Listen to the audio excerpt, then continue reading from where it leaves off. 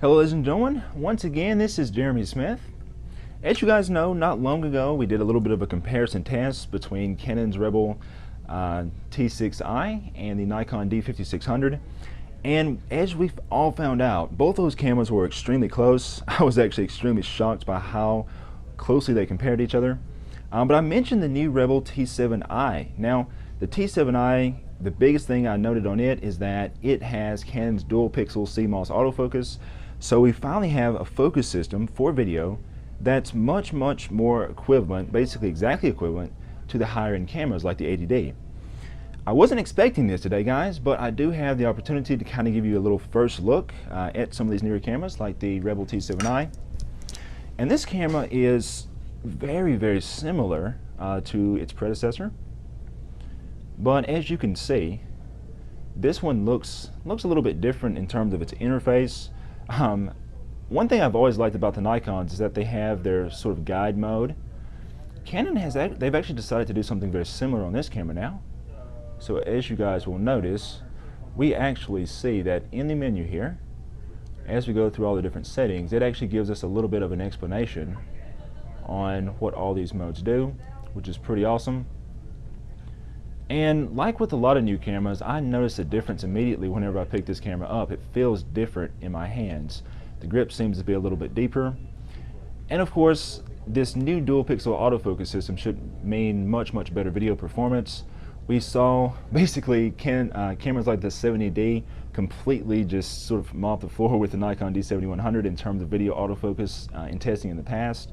So it'll be very interesting to compare the T7i's focus to the Nikon D7200 as well as the Nikon D5600. This camera does have Bluetooth and Wi-Fi built in now, so very similar. Kind of similar to what we see on like the D5600.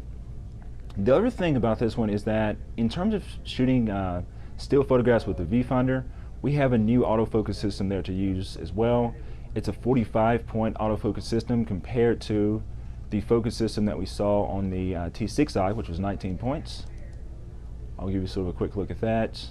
You can see that's how this is all laid out. Very nice on this setup.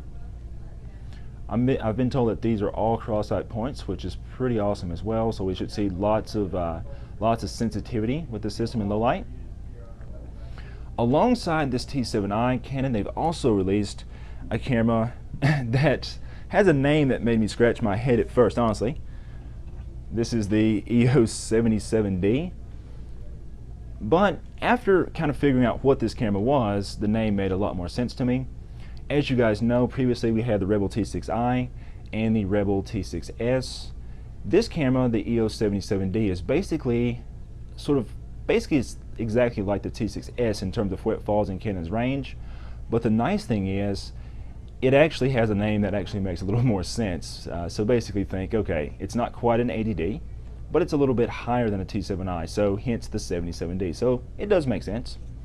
We see a lot of differences on this camera that basically compare to like the T6i versus the T6s. So we do get features like the locking mode dial. I still would like to see the camera companies put locking mode dials just across their range, but anyways, we do get the locking mode dial on this one. We get the top LCD. You can see that it actually indicates our Bluetooth activity here. Both these cameras do use Bluetooth and Wi-Fi. And we have the same exact focus system as well on this camera. So you can see we still have the ability to use this 19-point autofocus system. The thing though that I noticed on this one is that we also have an AF on button now, and this is something that we didn't have on the T6s, but it's added on this camera, so that's something that's nice to see. Aside from having the AF on button, you know, that's going to be the only sort of control difference between this and the older T6s that I can come up with right now. It still seems to have this newer remolded grip, which is much deeper. I like that in my hands. In the past, I didn't like Rebel camera ergonomics, but it seems like Canon is improving the ergonomics as we go forward on newer releases, so very good there. Still the same basic core features as the Rebel T7i though. We have the locking dial I mentioned, we have the top screen, we have a little proximity sensor as well. And kind of like on the T6i versus T6s, you can also do continuous shooting with the live view screen. So very nice there too.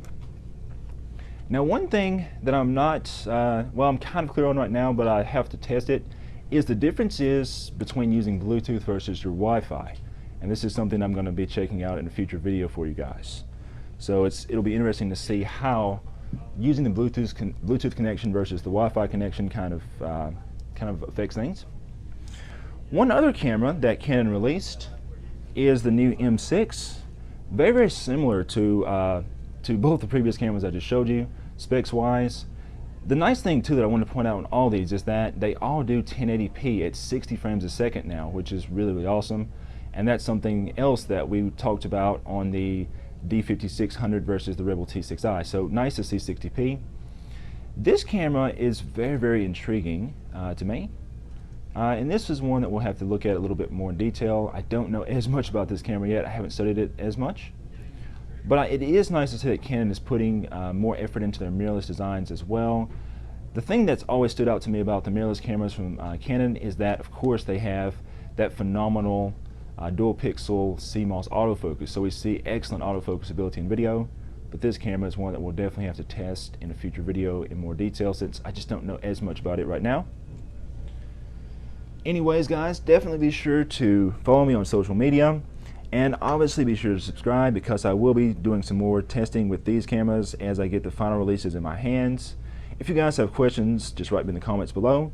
I'm eager to know, guys, what type of testing would you like me to do with these cameras? I always look for your feedback because, hey, I want to make videos that you guys find helpful, so be sure to write me about that.